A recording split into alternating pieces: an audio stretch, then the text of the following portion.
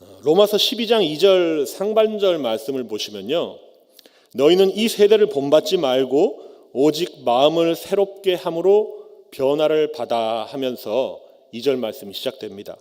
마음을 새롭게 함으로 변화를 받으라, 이렇게 말씀하는 것이죠. 여러분, 이 말씀은 단순하게 말하자면, 쉽게 말하자면 신앙적인 결심을 새롭게 반복해서 하라, 이런 뜻이 되는 것입니다.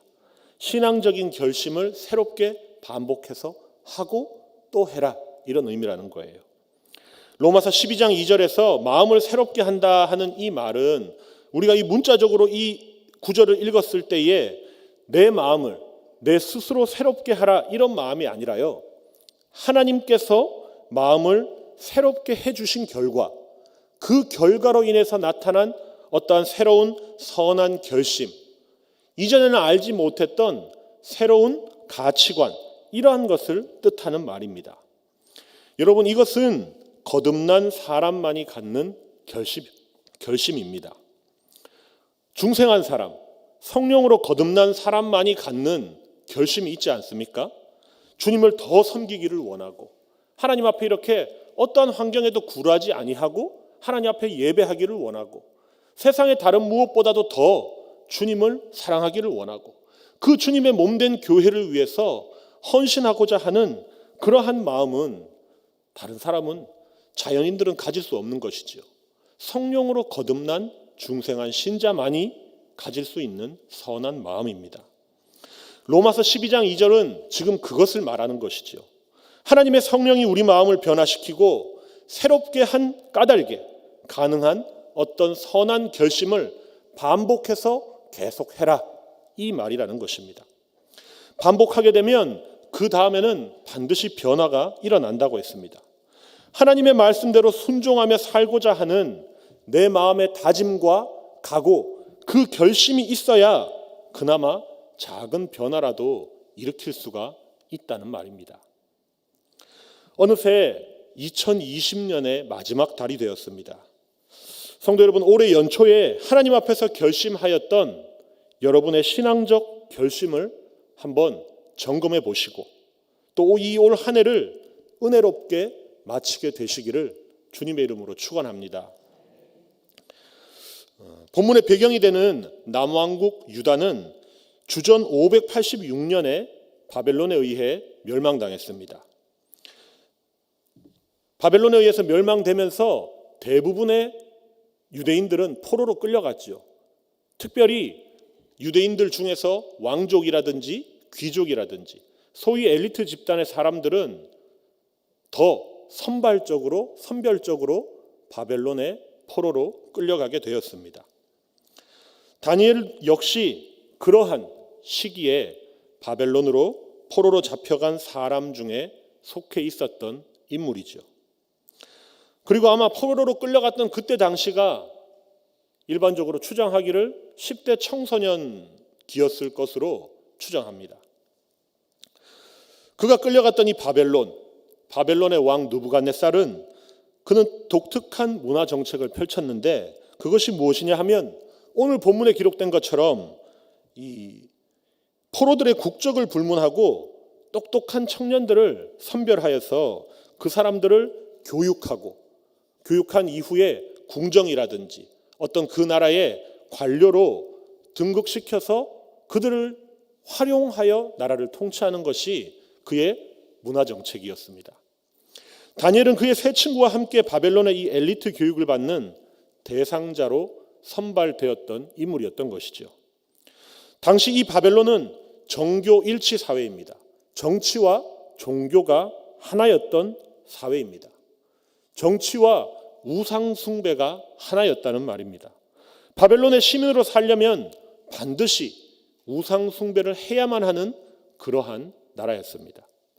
그런 문화 속에 던져진 다니엘과 그의 세 친구들은 이러한 어떤 이교적 사회의 세계관과 또한 그들의 가치관에 따라서 생각하고 말하고 행동하도록 일종의 세뇌 교육을 받았던 것이지요. 그러한 교육 기간은 본문을 보시면 3년이라고 정해져 있습니다. 그리고 교육 내용은 주로 바벨론의 문학과 언어를 배우는 것이었습니다. 교육의 목표는 하나였습니다. 그들을 철저하게 훈련하고 세뇌시켜서 그들의 몸도 어떤 의식주, 생활 양식, 그들의 이 마음까지도 철저하게 완전히 바벨론화하는 그것이었습니다. 바벨론이 목표로 하는 것은 바벨론 사람들처럼 이 포로로 잡아온 이방인 엘리트 집단도 우상을 숭배하는 일에 아무런 거리낌이 없는 사람으로 만드는 일이었다는 것입니다. 우상에게 절하고 우상 신전에 출입하고 우상을 숭배하는 문화와 전통, 관습에 똑같이 젖어들어서 그 우상 숭배가 정신에 깊이 인박히도록 하는 것이 바로 그들의 목표였던 것이죠. 얼마나 많은 유대인과 이방인들이 다니엘과 더불어서 당시에 이러한 교육을 받았는지는 성경에서 말씀하고 있지 않습니다. 그런데 분명한 것은 다니엘과 세 친구는 바벨론 정부의 그러한 의도와는 다르게 오늘 본문을 보시면 유대인의 음식 규정을 지키고자 하였습니다. 왕이 내리는 음식과 포도주를 거부했다고 기록하고 있습니다. 그 음식에 대해서는 이런저런 이견들이 있죠. 모세 율법에 위배되는 것이다. 모세 율법에 피째로 먹지 말라고 했다. 고기를 내지는 아니면 우상에게 신전에게 바쳐졌던 음식이다. 여하튼 그것이 정확하게 무엇인지는 우리가 알 수 없지만 분명한 것은 하나님의 율법에 그들의 신앙 양심에 위배되는 것이었기 때문에 그들은 그것을 거부하였다는 것을 우리는 알 수가 있습니다. 무슨 말이냐 하면 다니엘과 친구들은 만약에 왕이 주시는 그 음식과 그 포도주를 먹고 거기서 누리게 된다면 그것이 자칫 사람들의 눈에는 우상 숭배로 비춰질 가능성도 있었고 혹은 더 나아가서는 그것 자체가 우상 숭배로 이어질 가능성이 있었기 때문에 그들은 뜻을 정하여 그것을 행하지 않았다는 말입니다. 오늘 이 본문을 읽으면서 어떤 문화적 관점에서 우리가 한번 살펴보면 좋을 것 같습니다. 지금 다니엘과 그의 친구들은요, 단순히 바벨론의 모든 어떤 문화 양식을 다 비판적으로 보고 배척하고 수용할 수 없다라고 했던 것이 아니라는 점에 주목하셔야 할 것입니다. 오늘 본문에서 다니엘이 취한 행동들, 이 바벨론 정부가 그들에게 제안했던 여러 가지 교육 내용이라든지 혹은 음식들을 먹지 않겠다고 거부했던 그 이유의 핵심은 그 모든 것들을 다 나빠서 거절한 것이 아니라 그들이 믿는 하나님, 이 여호와 신앙에 위배된다고 그들은 결론 내렸기 때문에 그렇게 했다는 것이죠. 오늘 이 본문을 읽을 때는 다니엘 일행이 바벨론의 문화를 완전히 다 깡그리 부정한 것이라고 생각할 것이 아니라 그러한 바벨론의 문화 속에서 어떤 특정 부분들은 그들의 하나님을 믿는 신앙을 어떤 변질하게끔 만들거나 혹은 그 변질을 유도해낼 만한 어떤 요소가 있었기 때문에 거부하였다고 이러한 우리의 신앙적 관점에서 이 본문을 이해해야 된다는 것입니다. 간단하게 말하자면 이런 거죠. 우리가 이 세상에서 사는 동안에 하나님께 대한 우리의 신앙에 손해를 가져오는 것들이 있죠. 이러한 것들은 적극적으로 거부하는 자세를 취해야 한다. 바로 이 말입니다. 아멘이십니까? 어려우신가요? 바벨론 사람들이 과연 얼마나 이 다니엘과 친구들을 철저하게 바벨론화하려고 했는지는 본문을 보시면 다양한 맥락에서 이해할 수 있습니다. 또 한 가지 예를 들자면 그들의 이름만 봐도 오늘 본문에서 기록하고 있죠. 바벨론의 우상들 가운데에서 대표적인 우상들이 벨, 아쿠, 네고 이러한 이름의 우상들이 있습니다. 그런데 황관장이 다니엘과 그의 세 친구들에게 이름을 지어주었다고 했는데 바벨론식 이름을 지어주면서 전부 다 그들의 이름에는 이 우상이 포함되어 있었습니다. 예를 들어서 다니엘은 벨드사살이라고 했죠. 그런데 그 이름의 뜻은 우상 이름인 벨을 들어가서 벨이라는 말이 들어가서 벨의 왕자 이런 뜻이 되는 것이고요. 사드락은 아쿠의 명령, 이 우상의 명령.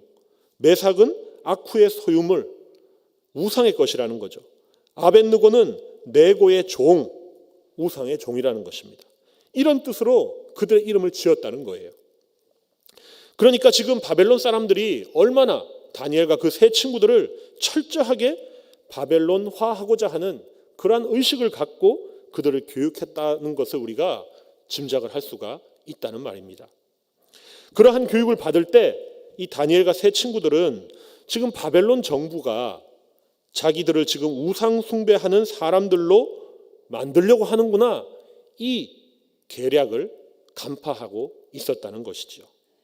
그래서 그들은 특별히 이 먹는 음식 문제에 있어서는 바벨론 사람들이 차려주는 그 음식을 먹지 아니하고 오늘 본문에 환관장에게 이것을 거부하기를 부탁하는 장면이 기록되어 있습니다. 성도 여러분, 요셉이 애굽에서 종으로 팔려가서 이런저런 산전수전을 겪었죠. 그러한 모든 과정들은 하나님에 대한 이 충성도를 시험하는 기간이었다는 것을 우리는 성경을 통해 알고 있습니다.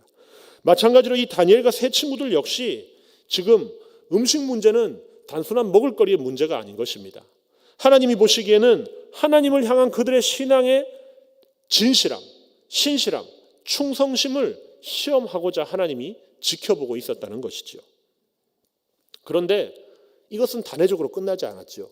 음식 문제는 은혜롭게 잘 넘어갔는데 그것만으로 끝나지 않았습니다. 우리가 새벽마다 지금 다니엘서를 읽어 나가고 있으니까 그 내용을 아시지요. 다니엘의 세 친구들은 그들의 이 우상에게 절하기를 거부하는 바람에 풀무불에 던져져서 화형을 선고받기도 했습니다.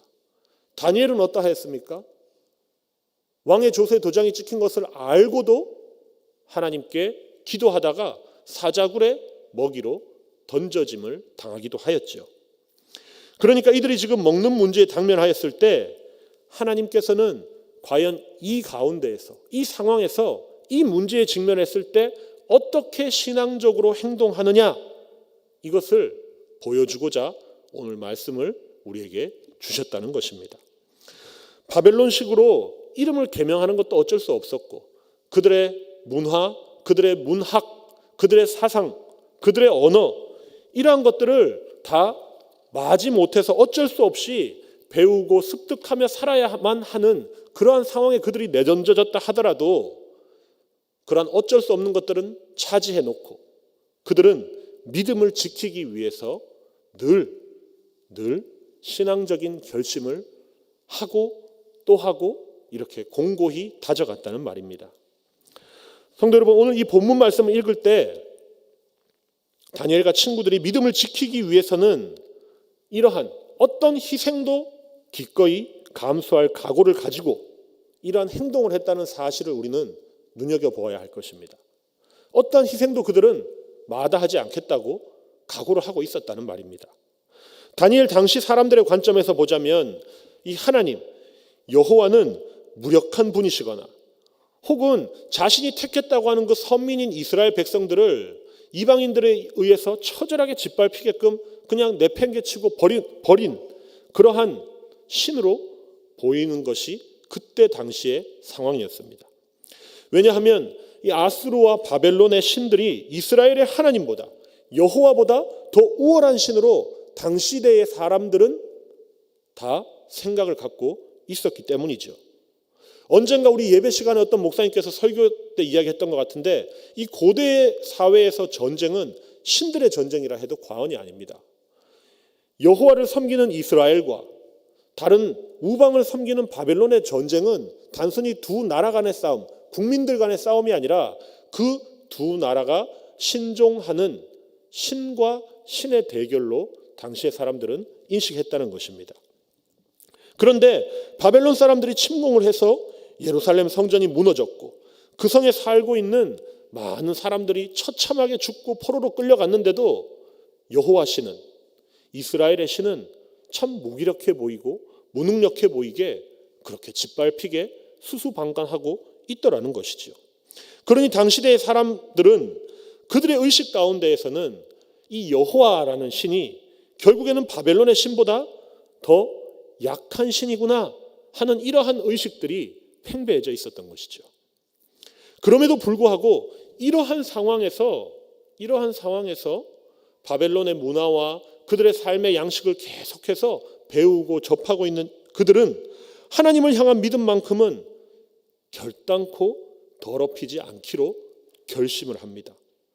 8절 말씀을 보시면 다니엘은 뜻을 정하여 왕의 음식과 그가 마시는 포도주로 자기를 더럽히지 아니하리라 하고 자기를 더럽히지 아니하도록 환관장에게 구하니라고 말씀합니다.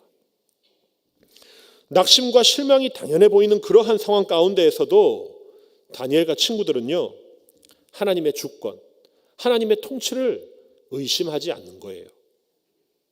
성도 여러분, 참된 믿음이 무엇이겠습니까? 오늘 본문의 맥락에서 우리가 살펴보자면 참된 믿음이라는 것은 어떤 증거가 있어서 믿는 것이 아닙니다. 참된 믿음이라는 것은 결과와 상관없이 순종하고 믿음으로 수용하는 그것이 진정한 믿음이라는 말입니다. 상황이나 여건은 불리합니다. 그럼에도 불구하고 하나님께 대한 믿음을 저버리지 않을 때 그 믿음이 진짜 믿음이라는 말입니다. 다니엘과 세 친구들이 진정으로 소원한 것은 그들이 총리가 되고 나라의 높은 고관 대작이 되고 관리가 되고 이러한 정치적 성공이 아니었습니다. 그들이 뜻을 세운 것은 하나님을 향한 신앙이었고 세상과는 구별된 거룩함이었습니다. 성도 여러분, 우리는 이 대목에서 저도 그렇고요, 여러분들도 그렇고 어느 정도의 부끄러움을 느낄 줄로 압니다. 왜냐하면 우리들은 이 땅에서 성공하는 것을 인생의 제일 목표로 삼고 살아갈 때가 참 많은 것 같습니다. 하지만 오늘 이 성경 말씀은 다니엘을 통해서 우리에게 말씀하기를 우리 모두의 인생에서 가장 우선적인 것은 우리 주님께 대한 충성이요, 또한 그 주님의 구원의 은혜를 받은 자들답게 거룩함이라고 우리에게 교훈을 주는 것입니다. 바벨론 사람들이 다니엘 일행의 이름도 바꾸고 언어도 바꾸고 다 바꿨습니다. 그들의 삶의 내용, 양식들 다 바꿨지만 그들의 마음만큼은, 그들의 이 여호와 신앙만큼은, 하나님이 주시는 구원하는 그 믿음만큼은 결단코 바꿀 수 없었습니다. 그들은 오직 오롯이 하나님만 섬기고자 결심하고 또 결심하고 실제로 그러한 삶을 살았던 것이죠. 아마도 누구라도 이러한 상황에 처해지게 된다면 그러지 않겠습니까? 뭐 남들도 다 그렇게 사는데, 혹은 왕의 명령을 따른다고 해서 나도 지금의 식민 지배하에 있는 한 피지배 계층에 불과하니까 이러한 명령에 따른다고 해서 내가 뭐 믿음을 저버리는 것은 아닐 거야, 이런 식으로 생각하고 말하기가 쉽겠죠. 왜냐하면 우리의 삶의 현실이 그렇지 않습니까? 우리들은 종종 우리들의 불신앙을 변명할 때 불신앙이라는 것이 꼭 예수 그리스도를 부인하고 믿지 않는 것만이 불신앙이 아닙니다. 하나님의 말씀에 순종하지 못하고 하나님보다 다른 것을 더 우선순위에 놓고 이렇게 사는 모든 것들은 다 불신앙이잖아요. 이러한 불신앙을 우리들은 변명할 때에 너나 할 것 없이 모든 사람이 다 그렇게 한다는 말로 변명합니다. 이러한 생각과 어떤 삶의 모습이 저에게도 있고 여러분들에게도 있지 않느냐 그 말입니다. 하지만 이 다니엘은 자신들이 불리한 상황에 놓였을 때에도 믿음으로 살고자 했습니다. 중요한 것은 신앙을 지키기 위해서 필요하다면 기꺼이 고난도 받고 희생도 감수하기로 결심했다는 그 사실에 주목해 보시라는 것입니다. 8절에 다니엘이 뜻을 정했다 했습니다. 그가 뜻을 정한 것은 그 결과로 인해서 어쩌면 자신에게 위해를 가져올 수 있는 대단히 위험한 결심입니다. 그런 뜻을 정하고 산다면 그는 어려움을 당할 것이 불을 보듯 뻔합니다. 손해를 볼 수 있습니다. 권력자에게 미움을 받아서 한평생 정말 고통 가운데 살아야 할 수도 있습니다. 그런데도 그는 뜻을 정했습니다. 그러니까 지금 다니엘이 뜻을 정했다 하는 이 말씀에는요, 그가 그 뜻을 따라서 살 때 겪을 수 있는 어려움도 감내하겠다 하는 결심이 있었다는 점을 지금 우리에게 교훈하고 있다는 겁니다. 성도 여러분, 우리의 신앙은 특히 이 말세지마를 살아가는 저와 여러분들은 이 신앙을 지키기 위해서 이러한 어려움, 고난, 희생을 감수하는 결심이 없이는 결단코 지킬 수 없을 것입니다. 사랑하는 우리 낙원의 모든 성도님들은 신앙을 위해서라면 어떠한 어려움이라도 감수하겠다 하는 그러한 결심을 할 수 있기를 주의 이름으로 축원합니다. 성도 여러분, 자녀들을 양육할 때에도 우리 아이들에게 어떤 희생을 치르더라도 하나님과 신앙을 가장 우선순위에 두고 살도록 가르치는 부모님이 되시기를 정말 간곡히 부탁드립니다. 아이들에게 너희들은 어떻게 하든지 성공해야 돼. 너희들은 어떻게 하든지 간에 좋은 대학 가야 돼. 어떻게 하든지 간에 남한테 당하고 살면 안 돼. 어떻게 하든지 간에 좋은 회사 취직해야 돼. 이렇게만 가르쳐선 안 된다는 겁니다. 부끄러운 고백을 하나 하겠습니다. 좀 꽤 오래 전인데요.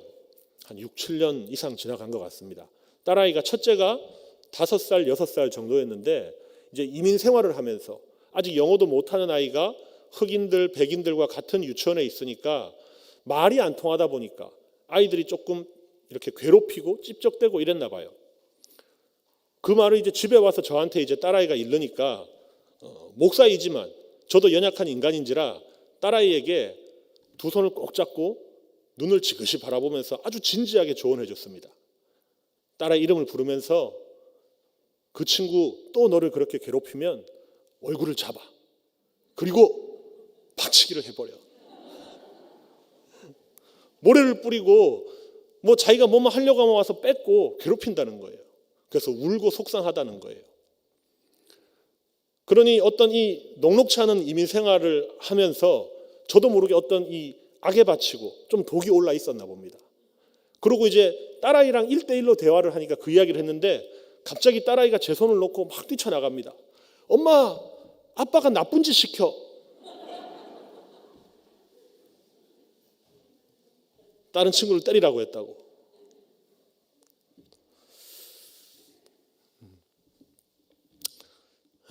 자칫 누구나 할 것 없이, 직분에 관계없이, 신앙의 연조에 관계없이 누구나 할 것 없이 우리들은 이러한 세상 사람들의 어떤 가치관과 그들의 삶의 논리를 따라서 젖어들게 될 수 있다는 것입니다.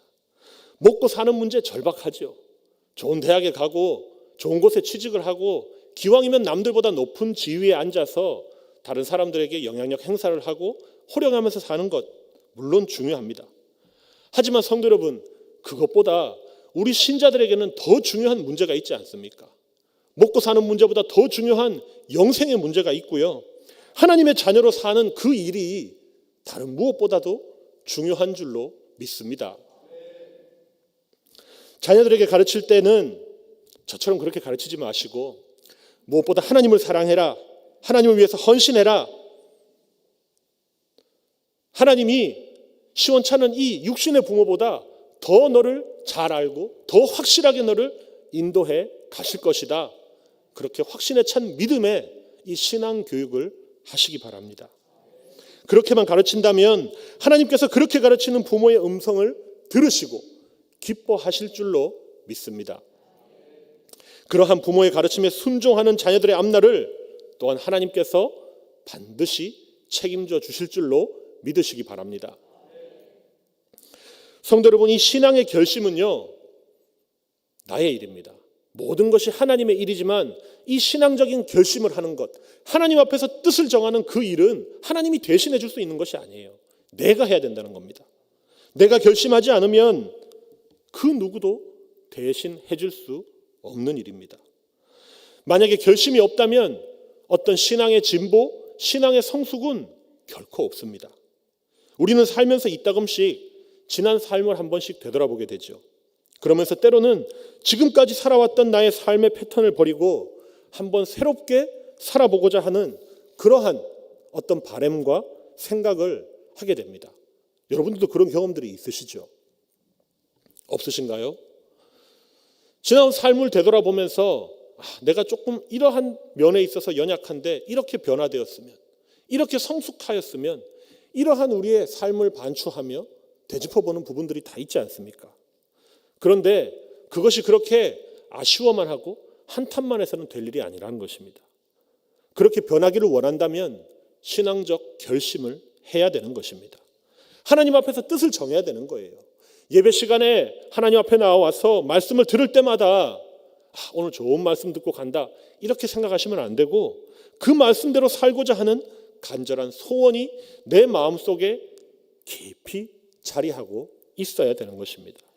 말씀을 들을 때에도 주님, 지금 선포하는 저 말씀이 다른 누군가가 들어야 하는 말씀이 아니라 내가 들어야 하는 말씀인 줄로 믿습니다. 내가 그 말씀대로 살기를 소원합니다. 이러한 소원이 여러분들의 마음에 늘 충만하시기 바랍니다. 그런 변화가 있게 되면 그럴 때 마침내 신앙의 진보, 신앙의 성숙은 찾아오게 되는 것입니다. 그런데 혹시라도 신앙생활이 화석화되어 있거나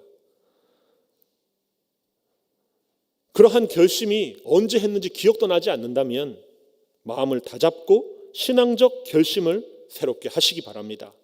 분명히 연초에는 나름의 신앙적 결심을 했었는데 아무런 변화가 없고 심지어는 무슨 결심을 했는지조차도 생각이 나지 않으신다면 다시금 하나님 앞에 뜻을 세우시기 바랍니다. 다니엘은 하루에 3번씩 기도를 했는데 그 시간이 정해져 있었습니다. 다니엘서 6장 10절 말씀 우리 함께 읽어볼까요? 다니엘서 6장 10절입니다. 시작. 다니엘이 조서에 왕의 도장이 찍힌 것을 알고도 자기 집에 돌아가서는 윗방에 올라가 예루살렘으로 향한 창문을 열고 전에 하던 대로 하루에 3번씩 무릎을 꿇고 기도하며 그의 하나님께 감사하였더라. 아멘. 성도 여러분, 다니엘은 오늘 1장에서 이 청소년 시절에 젊은 나이에 뜻을 정했습니다. 어떤 어려움이 있더라도 자신이 신앙대로 살다가 어떤 희생을 치르더라도 하나님의 말씀대로 순종하며 살겠다는 뜻을 하나님 앞에서 정했습니다. 그리고는 그 뜻을 정한 다음에 그가 늘 하던 대로, 날마다 하던 대로 하던 것이 있습니다. 그의 좋은 습관이 있었는데 그것이 바로 하루에 3번씩 하나님께 기도를 한 것이죠. 하루에 3번씩 기도할 때 무슨 기도를 했겠습니까?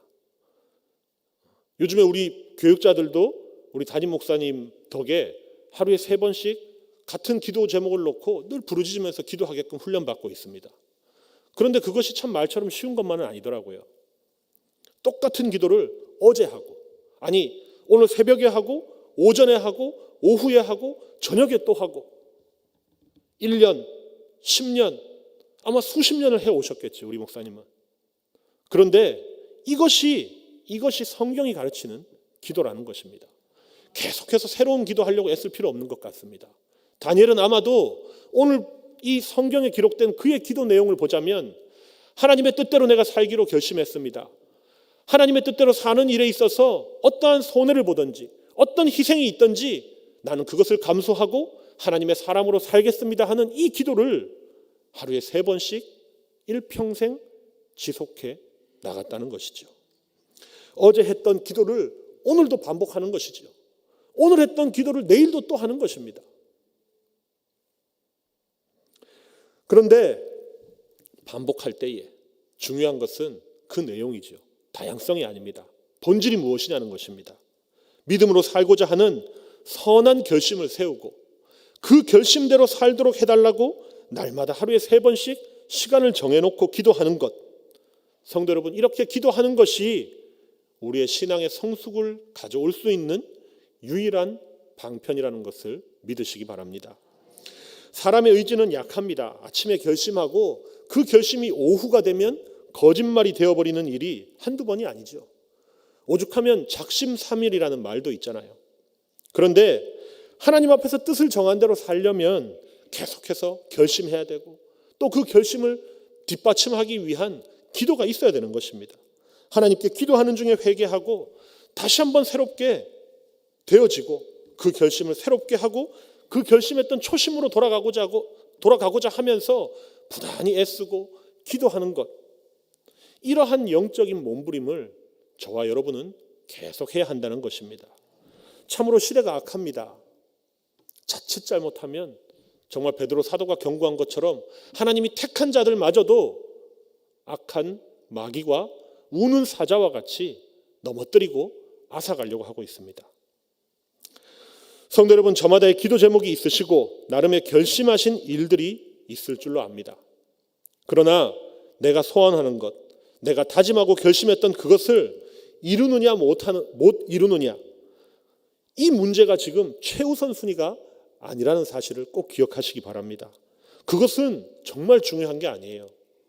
기왕이면 이루어지면 좋겠지만 그것보다도 더 중요한 일이 있다는 것입니다. 무언가를 이루게 하시는 분은 하나님이시잖아요. 그렇다면 그러한 선한 결심, 신앙적인 결단, 하나님 앞에서 뜻을 정하는 이 일은 나의 몫이므로 날마다 새롭게 해야 할 것입니다. 작심 3일이어도 좋습니다. 이틀 하고 나서 3일째 무너지면 또 시작하면 되잖아요.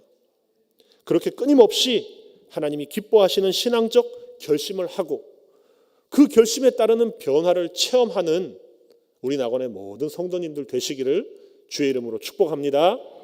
기도하겠습니다. 하나님 아버지, 은혜를 감사합니다. 늘 연약하여서 넘어지고 변명하고 핑계하기가 일수인 하나님 연약한 우리들입니다. 그렇지만 우리가 하나님 주신 말씀에 의지하여서 우리가 다시금 하나님 앞에 뜻을 정하기를 원합니다. 하나님, 어제보다 더 나은 오늘을 살아가게 하여 주시고 오늘보다 더 나은, 더 성숙한 내일을 맞이하고 살아갈 수 있는 모든 믿음의 사람들 되게 하여 주시옵소서. 날마다 주의 성령께서 새롭게 우리의 마음 가운데에서 역사하여 주시사 하나님 앞에서 선한 뜻을 세우게 하여 주시고 그 뜻대로 우리의 삶의 내용이 변화되게 하여 주시고 하나님께 영광 올려드리는 하나님의 기쁨 되는 모든 성도가 되어질 수 있도록 은혜 베풀어 주시옵소서. 예수님의 이름으로 기도합니다.